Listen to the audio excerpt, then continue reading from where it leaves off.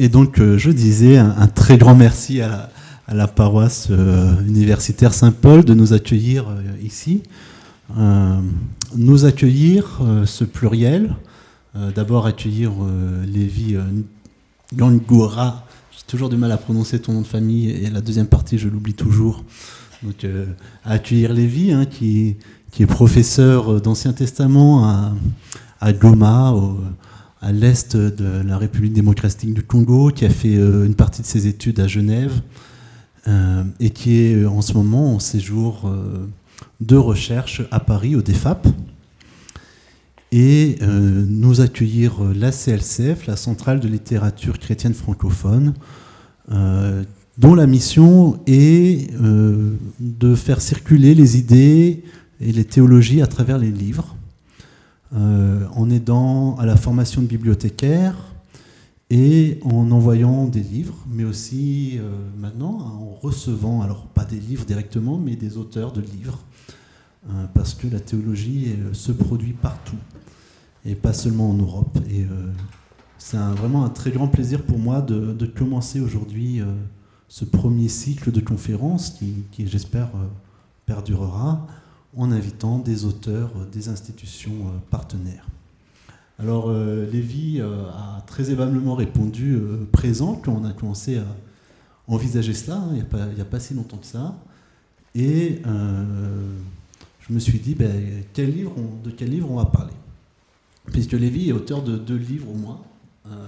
Ce livre dont on va parler aujourd'hui, Figure des femmes dans l'Ancien Testament et tradition africaine, qui a une dizaine d'années, si je ne m'abuse. Oui, depuis 2011, ça fait quand même déjà quelques années. Et puis un deuxième livre qui est un peu plus récent, La fraternité d'Ésaü et de Jacob, publié pour le coup chez Olivetan. Alors finalement, je me suis dit, on va travailler sur Figure de femmes dans l'Ancien Testament et tradition africaine, parce qu'il fallait bien en choisir un, et parce que je trouvais intéressant le titre en fait, et tradition africaine. Je me suis dit, oui, c'est quelque chose que je ne connais pas. Et je me suis dit, si après pas mal d'années d'études de théologie, je ne connais pas, sans doute d'autres personnes ne connaissent pas. Alors que Ésaü et Jacob, j'ai entendu parler un peu plus.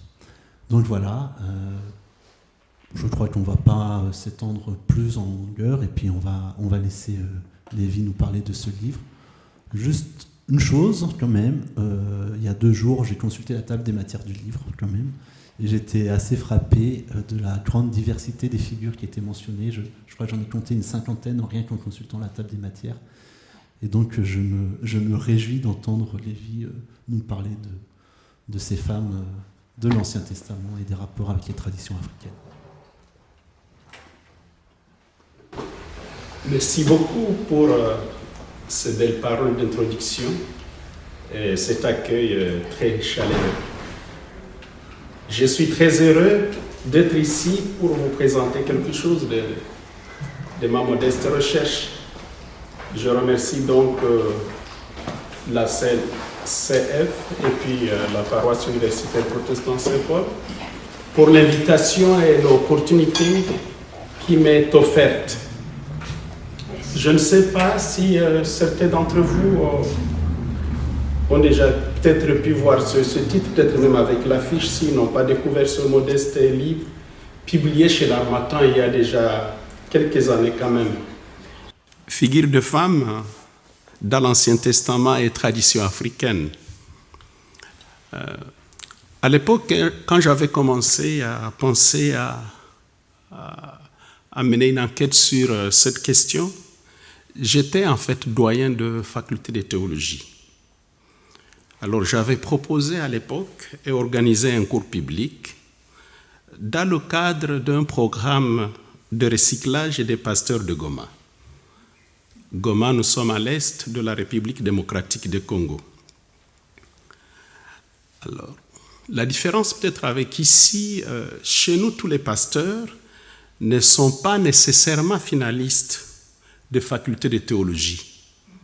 Nous en avons d'autres qui ont fait peut-être 2 ans ou 3 dans une école ou dans un séminaire biblique.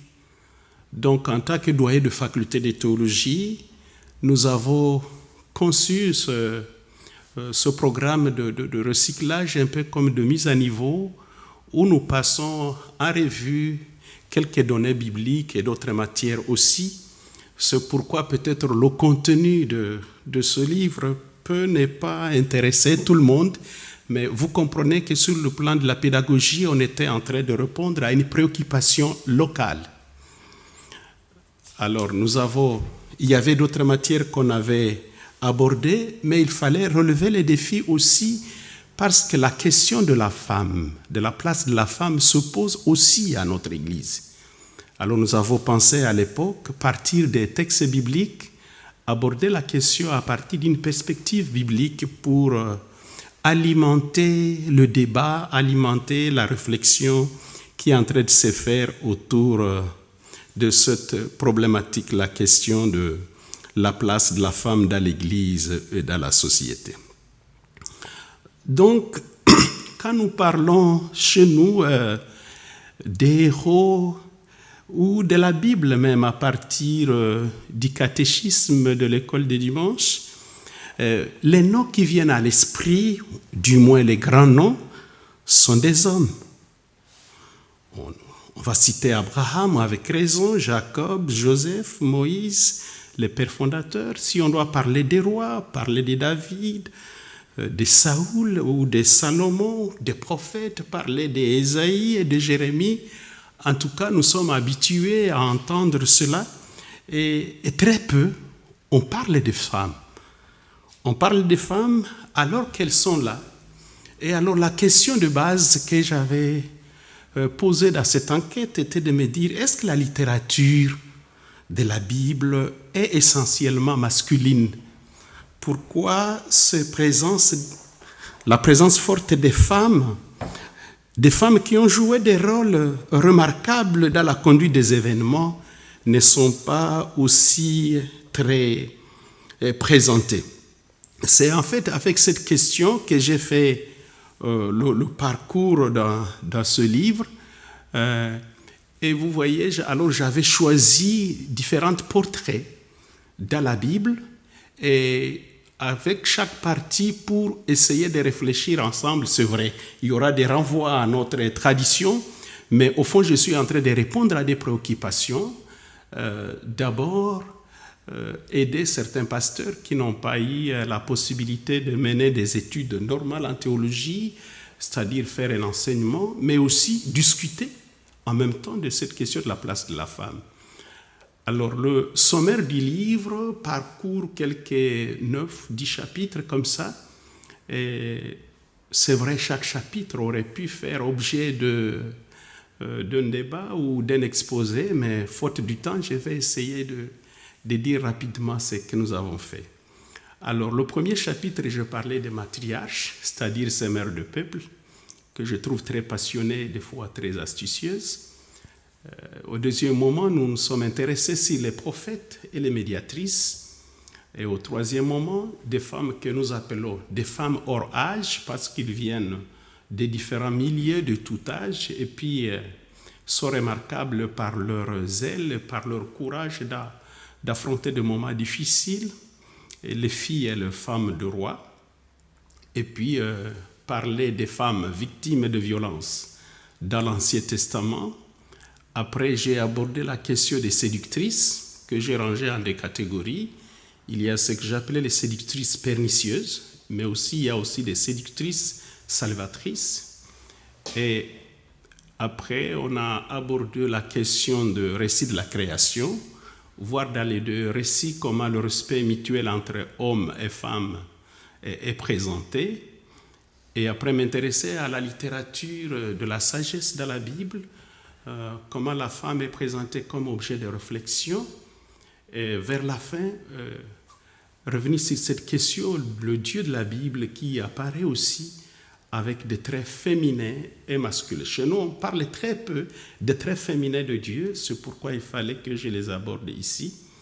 Et à la fin de mon livre, j'ai fait un petit résumé sur la femme dans l'Égypte antique, pour essayer de réfléchir à ce moment-là, si on regarde comment la femme est présentée en Mésopotamie, en Grèce ou à Rome, comment elle apparaissait aussi en Égypte avec le rôle qu'elle a joué là-bas. Et c'est un peu ça le résumé de ce que nous avons pu faire. Alors, le premier chapitre concernait ces femmes, le matriarche. Les matriarches, elles sont très nombreuses. Je ne pouvais pas toutes les aborder dans ce chapitre-là. Il y a déjà Sarah, Hagar et Ketura qui partagent même Marie-Abraham. Il y a Rebecca avec Isaac.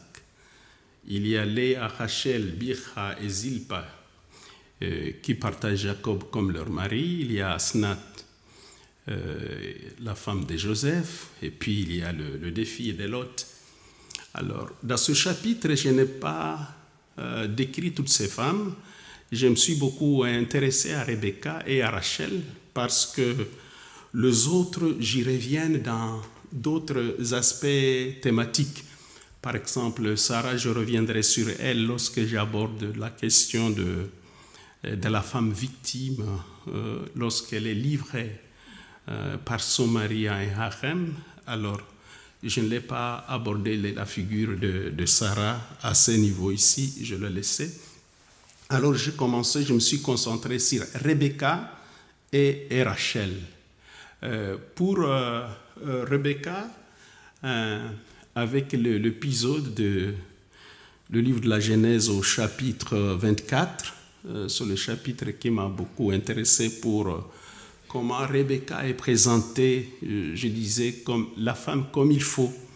On a beaucoup insisté sur la qualité de cette femme-là dans cet épisode, mais sur le plan narratif, en fait, Rebecca apparaît ici après la mort de Sarah.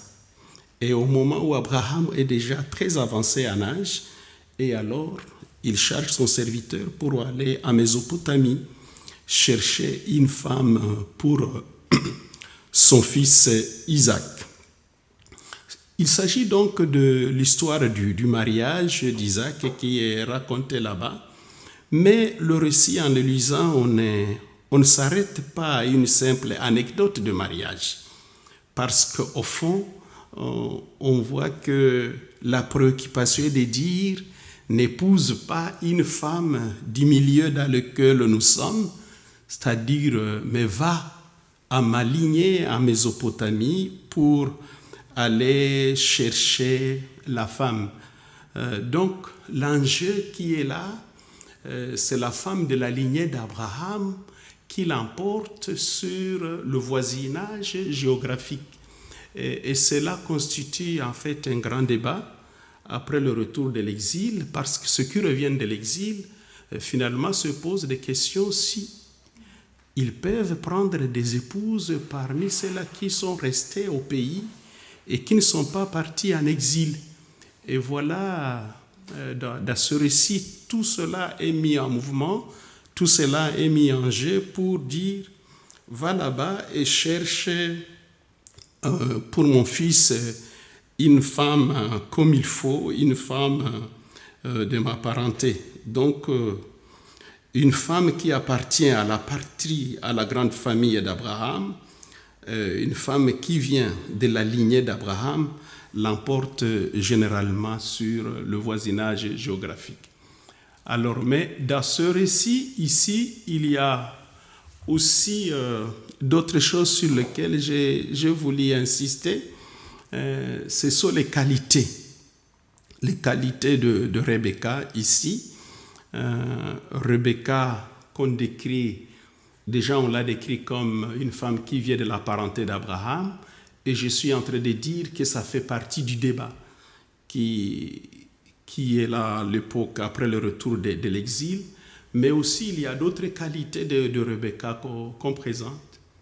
Elle est très charmante à voir, mais elle est aussi une femme généreuse, parce que spontanément, on peut lui demander de l'eau à boire, mais elle dit, je ne vais pas seulement te servir, mais je veux aussi désaltérer les 10 chameaux que tu as. Ça montre la grande générosité de Rebecca, qui est prête à servir autrui jusqu'à deviner le besoin de l'autre et le servir.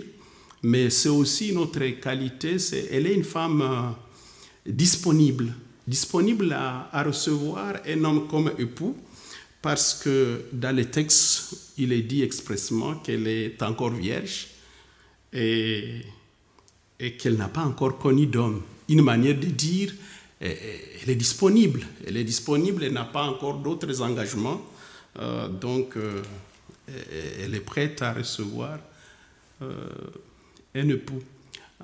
Voilà ces qualités que j'ai essayé sur lesquelles j'essaie d'insister dans la présentation un peu de Rebecca dans cette partie.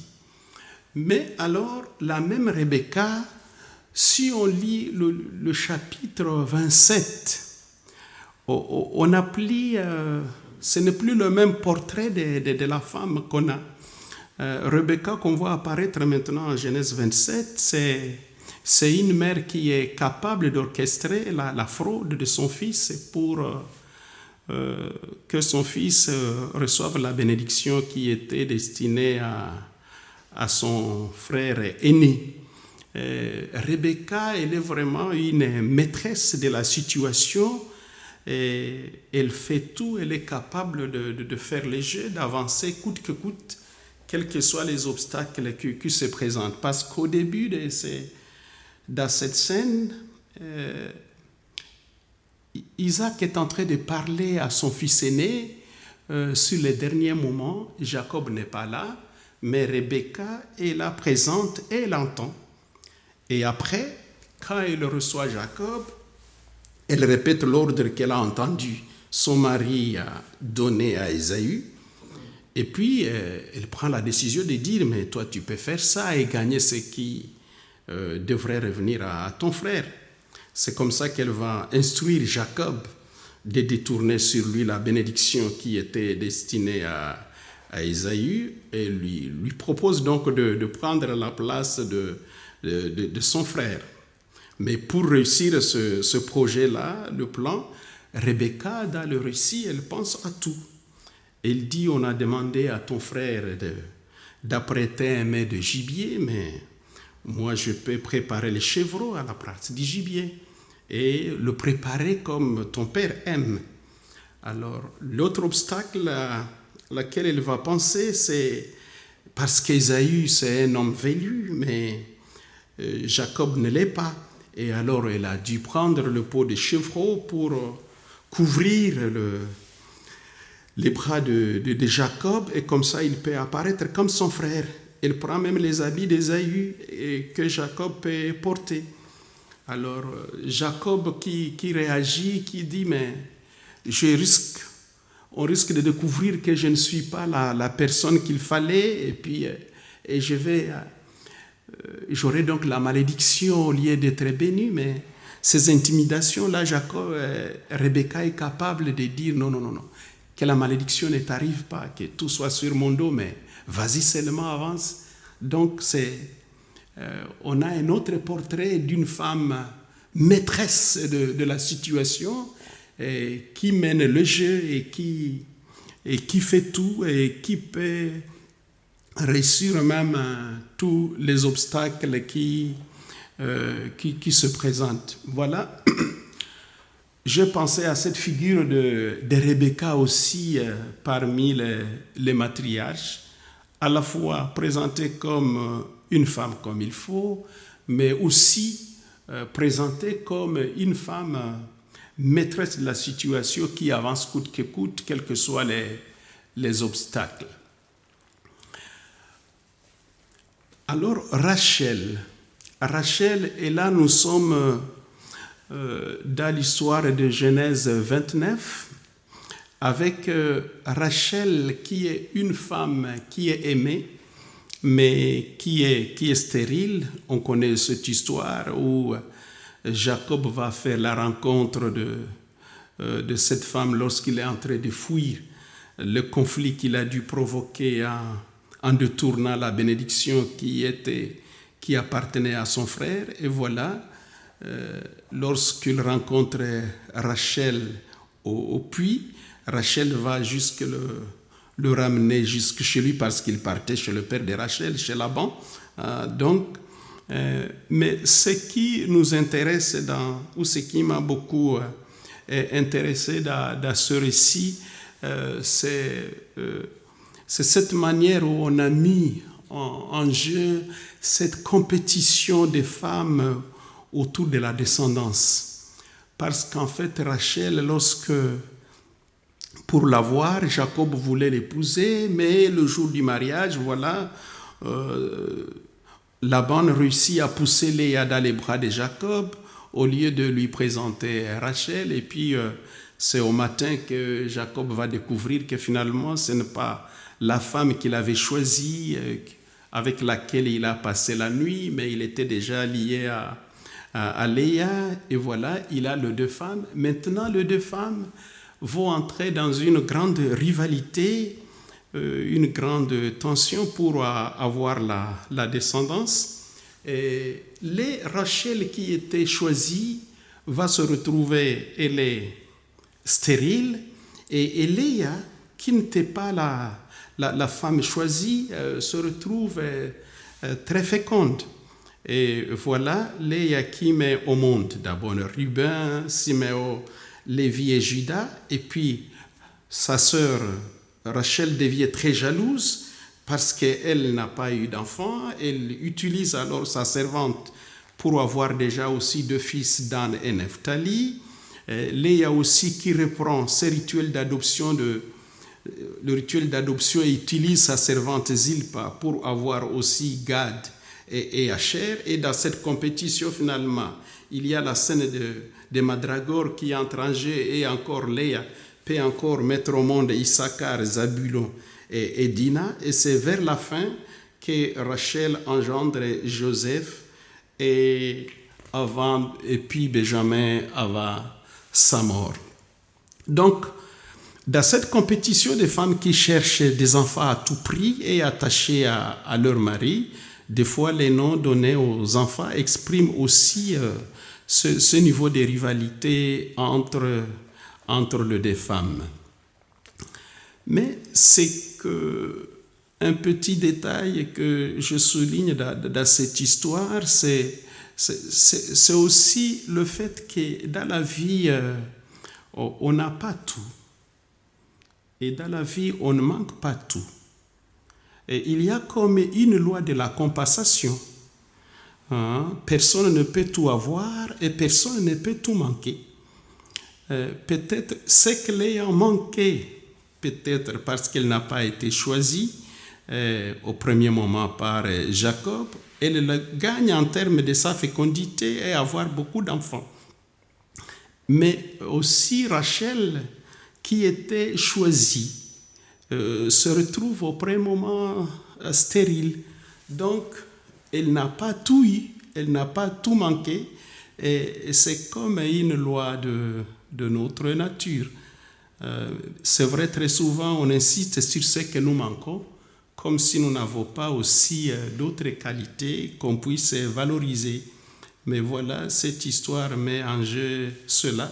Nous n'avons pas que des incapacités pour nous plaindre toujours. Nous ne sommes pas capables de ceci ou de cela. C'est vrai, on peut ne pas avoir des capacités dans un domaine, mais dans un autre, on peut aussi avoir des qualités qu'on peut valoriser.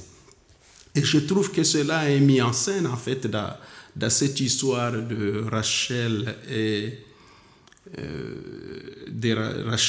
Léa dans leur course pour avoir des enfants. Mais aussi, finalement, Léa, qui n'était pas la femme choisie par Abraham, elle se révèle à la fin du récit comme la véritable mère d'Israël. Parce que c'est à partir de Léa que plus tard on peut avoir des grands noms comme Moïse. Sans Léa, il n'y a pas Moïse. Sans Léa, il n'y a pas David. Sans Léa, il n'y a pas Aaron. Et on peut encore citer d'autres. C'est comme un mystère qui et qui est exprimé aussi dans ce récit. Donc, peut-être les personnes qu'on croit moins intéressantes qui sont moins intéressantes au départ, peuvent se révéler à l'arrivée beaucoup plus importantes. C'est comme un mystère dans la vie. Voilà, c'est ce que j'ai dit pour les matriarches. Mais maintenant, les liens avec ce qui se passe chez nous, cette nécessité d'avoir des enfants pour assurer la survie du clan. On a beaucoup d'exemples en Afrique, et d'ailleurs dans les rituels de mariage. Si c'est les mariages passés chez nous, ne vous étonnez pas que vous entendez les officiers ou les parents dire mettez au monde beaucoup d'enfants. Donc, cette nécessité d'avoir des enfants pour assurer la survie du clan, c'est très fréquent chez nous. Cette question de comment résoudre la question de la stérilité de la femme, parce qu'à un moment, je ne sais pas pourquoi, traditionnellement, quand on ne met pas vite au monde, on croyait en Afrique que c'est la femme qui est stérile. On pensait très peu à la stérilité de l'homme, en fait. Et alors, l'Afrique était organisée comment résoudre ce genre de questions. Est-ce qu'il faut que le petit frère ou un proche donne la descendance à son frère? Ça se faisait. Mais il y a aussi des proverbes en Afrique qui montrent que la femme, c'est elle qui unifie les clans, c'est elle qui unifie les familles. Et c'est ce que j'essaye de montrer aussi là. Alors, le deuxième chapitre parle des prophétesses. Elles sont très nombreuses. Il y a des femmes pour lesquelles on cite juste qu'elle est prophétesse, comme Myriam, comme Déborah par exemple, ou l'épouse d'Ésaïe. Mais il y a d'autres femmes qui ont vraiment joué un grand rôle, comme Myriam, ou comme Déborah, ou comme Hulda. Et les femmes, parce que j'ai parlé de la prophétie et de la médiation, alors j'ai aussi cité quelques femmes qui sont dans la Bible appelées des femmes sages, comme Abigail, comme la femme sage de Tekoa, ou la femme qui a aidé Joab à épargner la ville. Elles sont nombreuses de femmes qui ont joué de tels rôles. Hulda qui devient la femme très indispensable à consulter parce que le roi Josias cherche à vérifier l'authenticité du document qui a été découvert au temple, si c'est un bon document ou vrai, mais il pense aller vers la femme Hulda pour qu'il trouve l'information vraie et juste. Donc, ce sont des portraits que je passe en revue dans ce chapitre-là. Mais pour la médiation, c'est cette femme Abigail qui est une grande médiatrice qui a aidé David à éviter un affrontement violent avec Nabal. Alors son histoire est contée dans 1 Samuel, comment cette femme, en fait David qui apparaît comme un chef d'une bande de gens qui vivent dans la région des steppes au sud de Juda et qui rendent service aux propriétaires riches, mais aussi qui peuvent lui assurer, il leur assure la sécurité, mais ils peuvent aussi mettre des taxes qu'ils peuvent payer pour lui. Et voilà Nabal qui a été aidé et ne veut pas venir donner à manger aux gens de David, ce qui fait monter David en colère jusqu'à décider d'aller attaquer Nabal. Alors son épouse Abigail, lorsqu'il entend la nouvelle, il prend l'initiative d'aller rencontrer David, alors qui est déjà monté trop en colère contre son mari, et la prête la nourriture, elle dispose stratégiquement son convoi, elle prévoit des cadeaux, la nourriture qu'elle va offrir à David, et puis elle-même vient derrière ce troupeau. Tous les discours qu'elle tient à David et les gestes qu'elle pose vont détourner finalement à la fin David de son intention de vouloir aller se venger contre Nabal, parce que les paroles qu'elle dresse à David, qu'elle appelle d'ailleurs son Seigneur, c'est vraiment des mots très forts. Elle fait un grand plaidoyer portant sur elle même la faute de son mari, et elle va jusqu'à demander à David de ne pas prendre au sérieux des paroles qui ont été prononcées par un vaurien, et puis elle insiste sur les statuts de David, et puis demande à David de pardonner son mari. Et à la fin du récit, tout marche bien, et David sera toujours marqué par cette femme, parce que plus tard, quand Nabal va mourir, David va la récupérer, parce qu'il a trouvé que c'est une femme sage, en fait. Alors, il y a les femmes que j'ai appelées, je vais aller maintenant un peu plus vite pour le temps. Les femmes que j'appelle les femmes hors âge, qui tiennent par leur intrépidité, ce sont des femmes que je trouve qui ne se laissent pas décourager par des situations difficiles. Que ce soit des situations difficiles en famille, il y a ces femmes-là qui viennent de tout âge, de différents statuts, de différents milieux d'origine, mais qui tiennent bon. Et on peut les citer, elles sont nombreuses.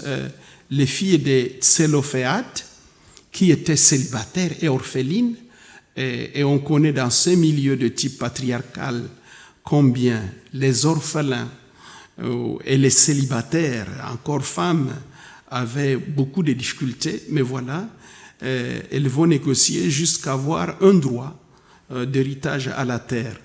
On trouve la femme Anne qui vient au temple et ne veut pas se venger contre sa coépouse, mais qui se libère du poids d'angoisse qu'elle avait, à le transférer presque sur Dieu, et puis voilà, elle aura un enfant.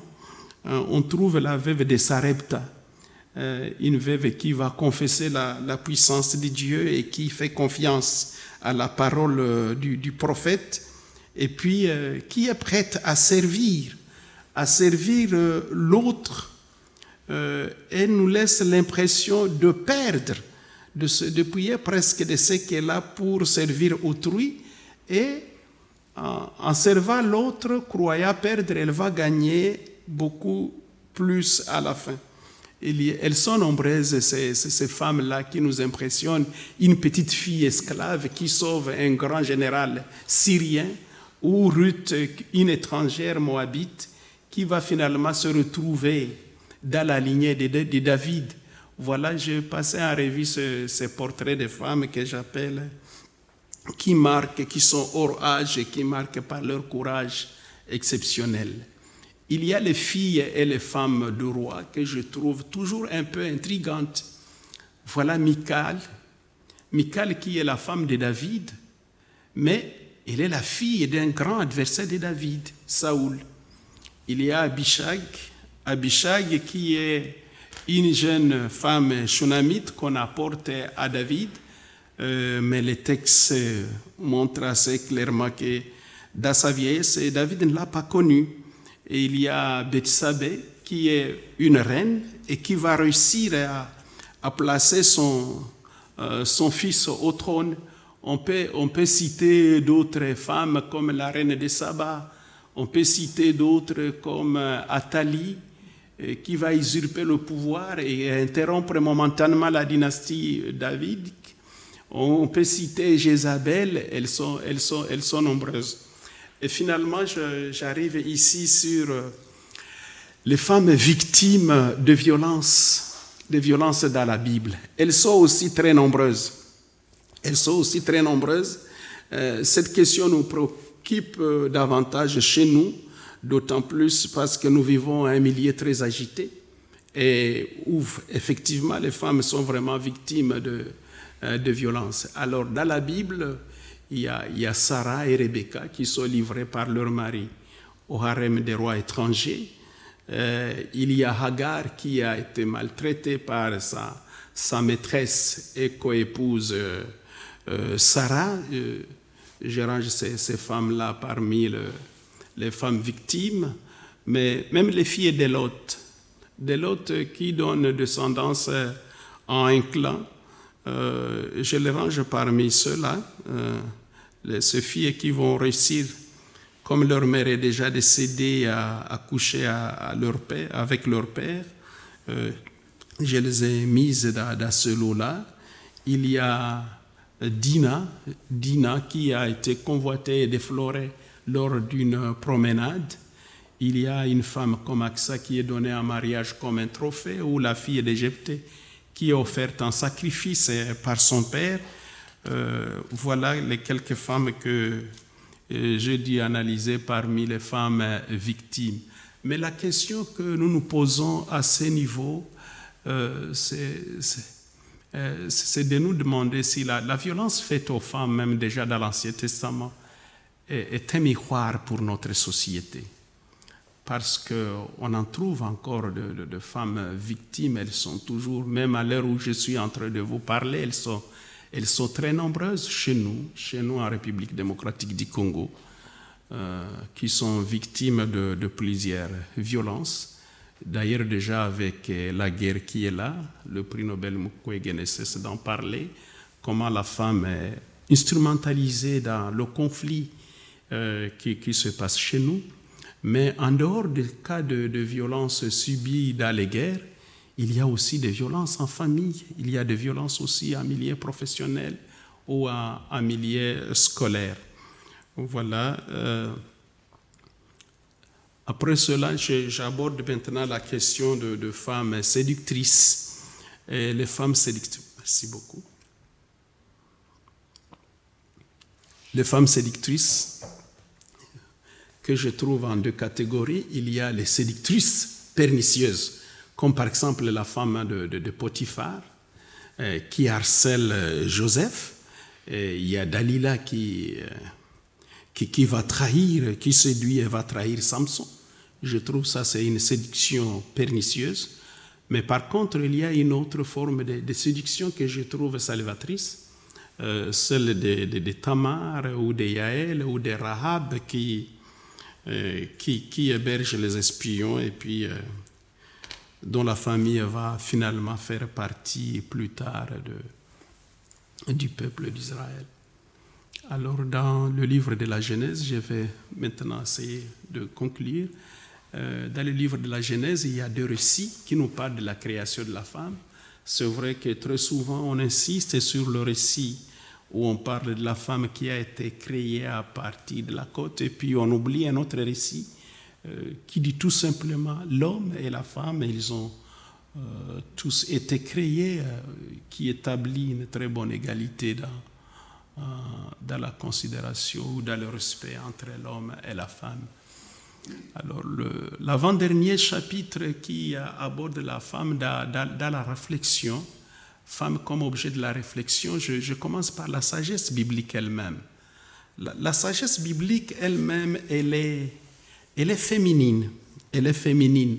Le mot en hébreu par lequel on désigne la sagesse, c'est un mot qui est au féminin. Mais la sagesse biblique n'est pas seulement féminine à partir de la terminologie. Mais si on lit vraiment les livres comme celui de Proverbes, on trouve que la sagesse, elle est décrite vraiment comme une femme, elle est conseillère de maison, et puis il y a beaucoup de métaphores de la sagesse qui est comparée à la femme, mais aussi, il y a aussi d'autres passages où la femme fait métaphore de la folie. Alors, la Bible présente finalement notre Dieu avec des traits féminins. Peut-être ici, ça peut ne pas marquer le genre, mais chez nous, on parle très peu de traits féminins de Dieu. La miséricorde de Dieu, Dieu qui est décrit comme la mère d'Israël, Dieu qui est comparé à une femme qui ne peut pas oublier un nourrisson, Dieu qui a formé Israël depuis le sein maternel, et beaucoup d'autres passages décrivent en fait Dieu de cette façon-là. C'est vrai que ce sont des images je ne suis pas en train de dire que Dieu est une femme. Comme je ne dirais pas que Dieu c'est un homme. Ce sont des images. Quand nous disons qu'il est roi, c'est aussi des images. Mais quand même, il est à la fois comparé. On utilise à la fois et des images masculines et des images féminines et d'autres images pour parler de ce Dieu qui est insondable. Je vous remercie pour votre attention. Je crois que j'ai pris beaucoup de temps, je m'imagine. Mais je voudrais dire que j'avais fini sur une note sur la femme dans l'Égypte antique. Regardez le rôle que jouent les reines. Le reine, et dans beaucoup de sociétés africaines, quand le roi est encore mineur, sa mère joue un grand rôle. Mais aussi ces déesses égyptiennes qui couvrent beaucoup de domaines de la vie, beaucoup de domaines de la vie en tout cas est concerné par les déesses égyptiennes. J'ai essayé de parler de cela pour montrer aussi cette image de la femme qui est aussi bien traitée dans l'Égypte antique, si on doit comparer comment elle était traitée en Grèce ou en Mésopotamie ou à Rome. En tout cas, je pense que l'Égypte antique traitait mieux la femme que ces autres-là. Je vous remercie beaucoup pour toute l'attention. Merci beaucoup et pour l'invitation.